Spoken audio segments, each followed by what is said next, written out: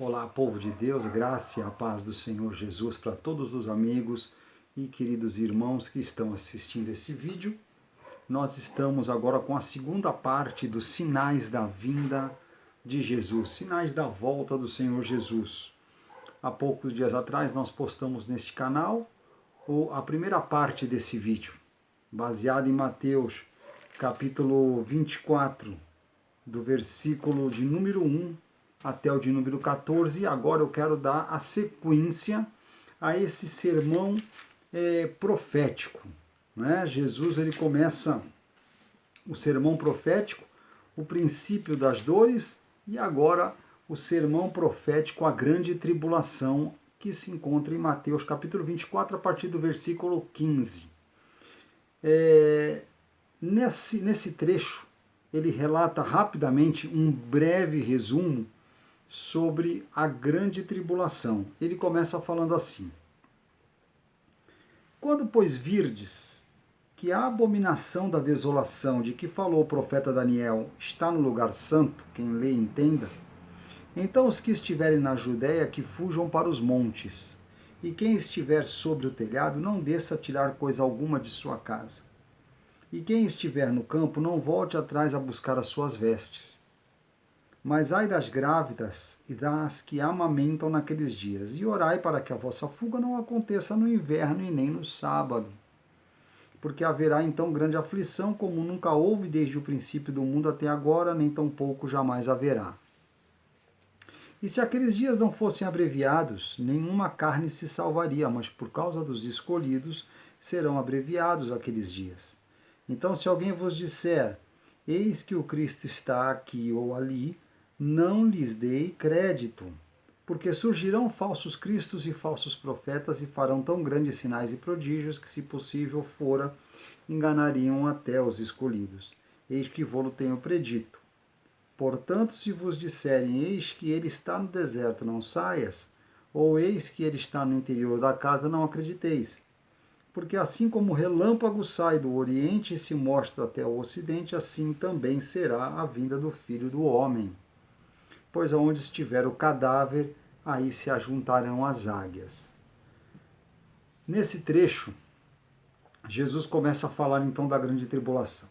Até o versículo 14, ele nos mostra alguns sinais que estariam precedendo a sua volta. Lembre-se que lá no primeiro vídeo nós falamos do versículo 1 a 3 que os seus discípulos chamaram ele à parte, quando ele estava sentado no Monte das Oliveiras, e falaram, Senhor, dize-nos quando será estas coisas e que sinal haverá da tua vinda e do fim do mundo. Então Jesus, começando a conversar com eles, a explicar para eles, falaram, olha, então vem cá, vou falar para vocês. Olha, cuidado, ninguém engane vocês.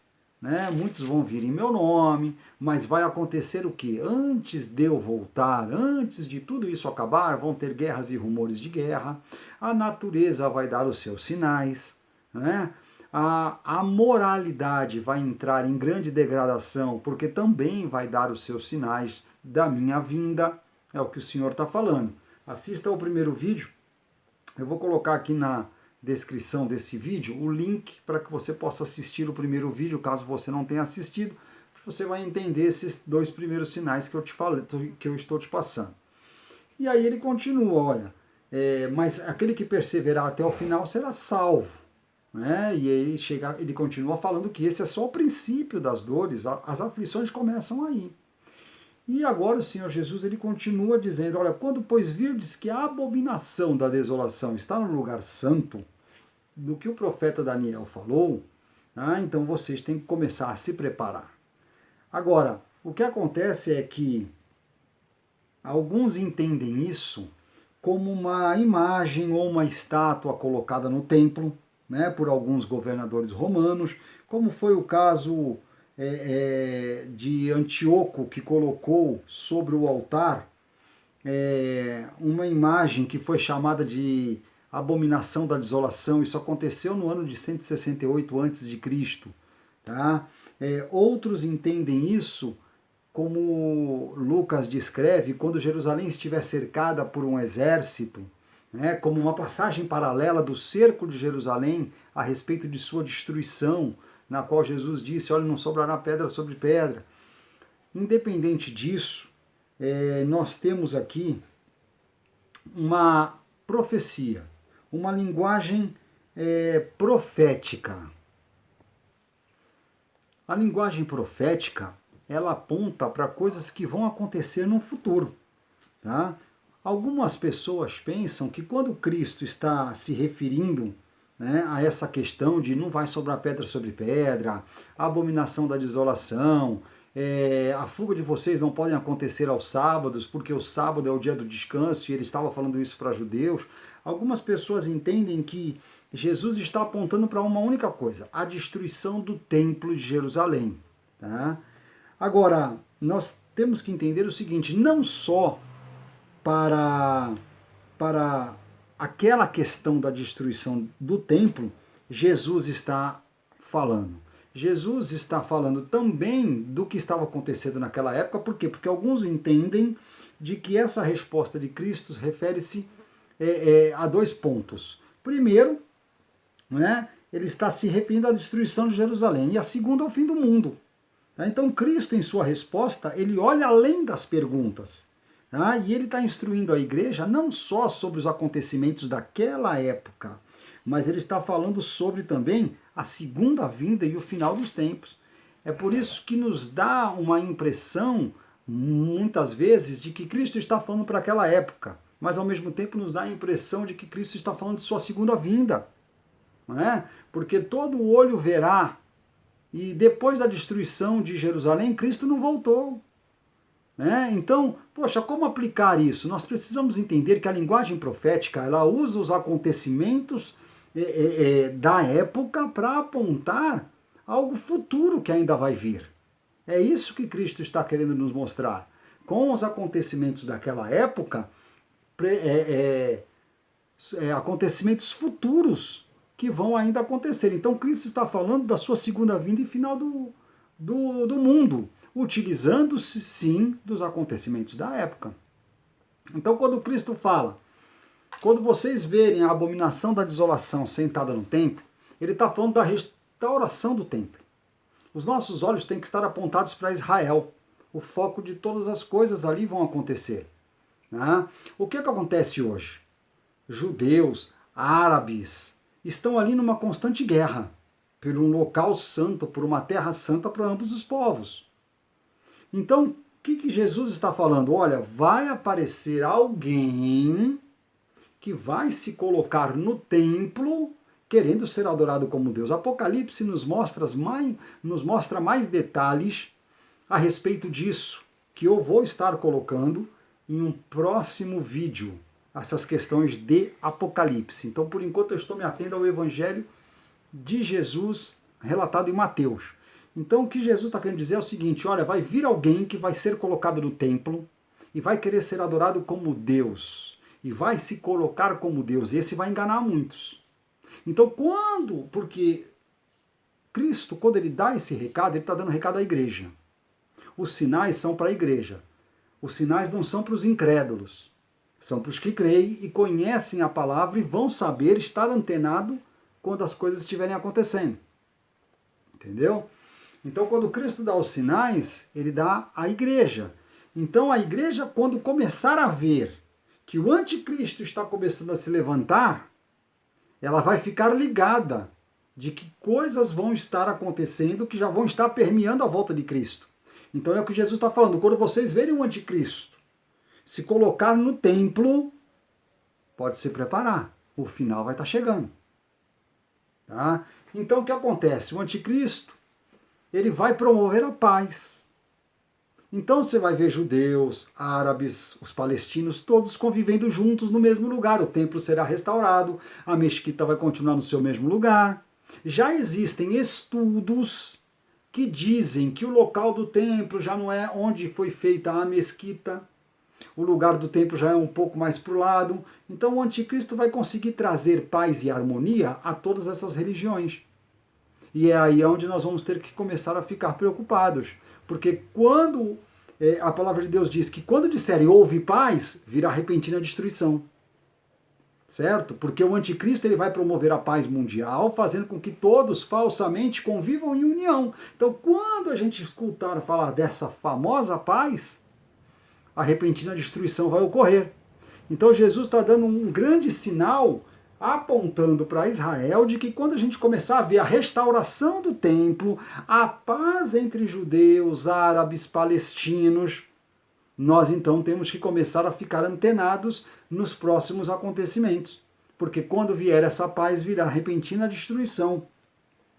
E aí ele começa a falar, então, os que estiverem na Judéia, fujam para os montes, né? Quem estiver sobre o telhado, não desça a tirar coisa alguma, ele está mandando correr. O que isso significa? Significa, prestem atenção, porque a tribulação vai começar.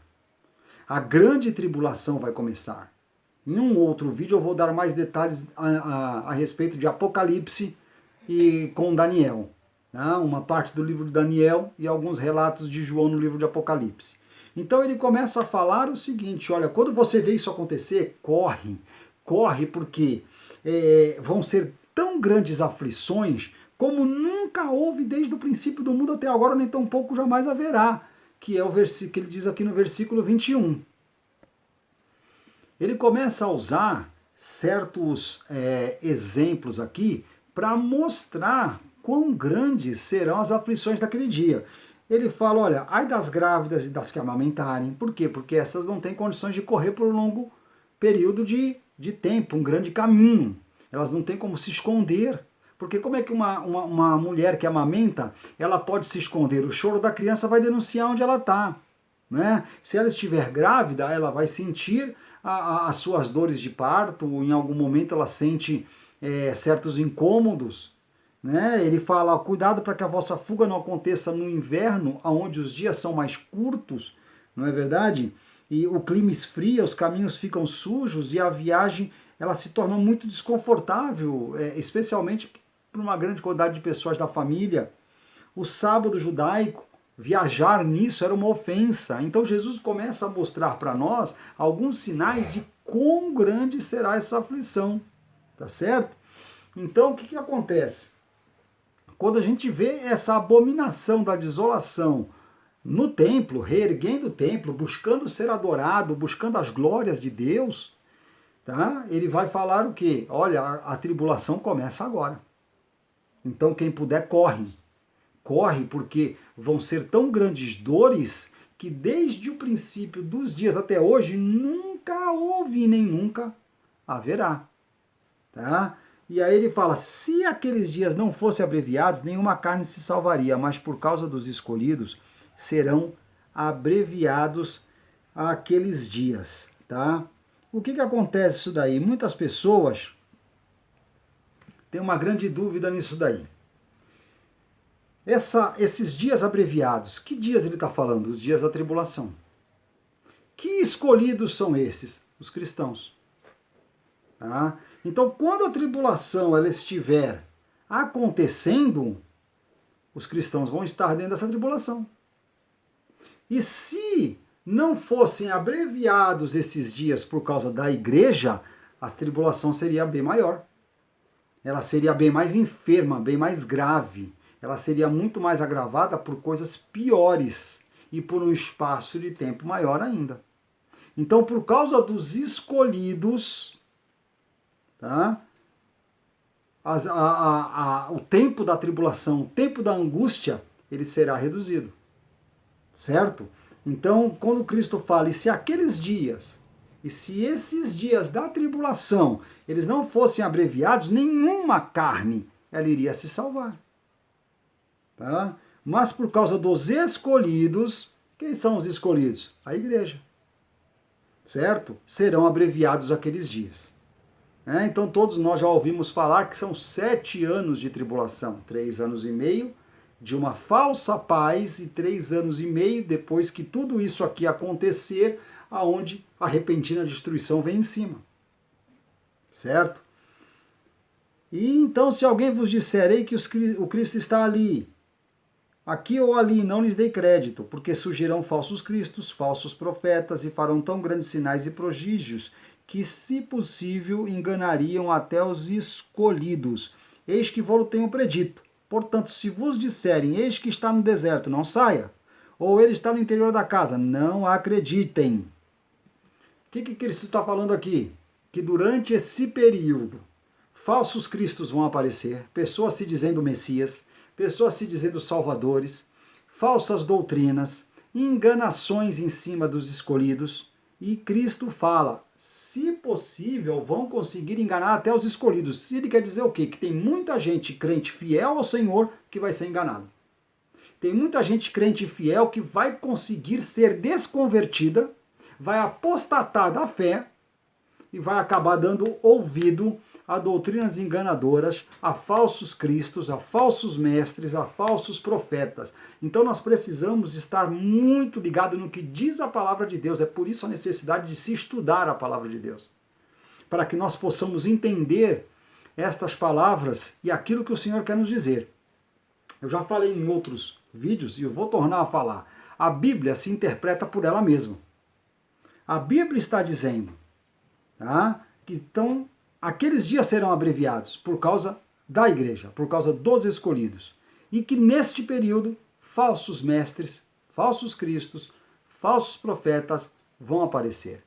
Então nós precisamos estar ligados nos sinais que a natureza dá, que a moralidade dá. Nós precisamos estar ligados naquilo que acontece ao redor do mundo. Muitas vezes nós nos fechamos no nosso mundo em que nós criamos. Mas existe um grande mundo ao redor deste mundo que nós criamos. E nós precisamos estar ligados aos acontecimentos. Nós, como igreja, nós precisamos saber e estar antenados ao que está acontecendo no mundo lá fora. Muitas coisas acontecem no mundo lá fora e nós não prestamos atenção, não temos ideia, e os sinais estão se cumprindo. O mundo está moralmente falido, destruído. Se a igreja não estivesse nesse mundo, esse mundo já estava destruído.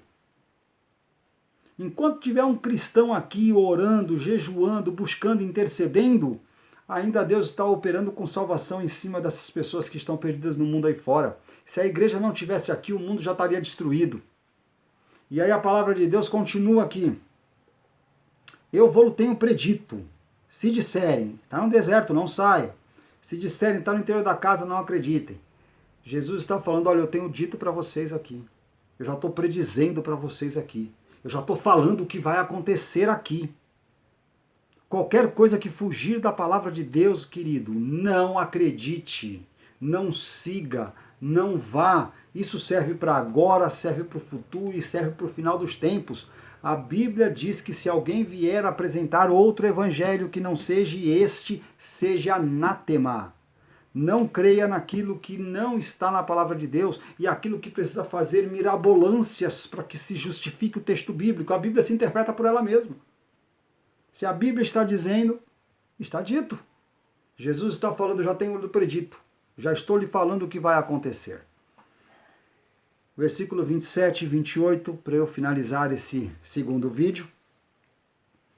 Porque assim como o relâmpago sai do Oriente e se mostra até o Ocidente, assim também será a vinda do Filho do Homem, pois onde estiver o cadáver, ali se ajuntarão as águias.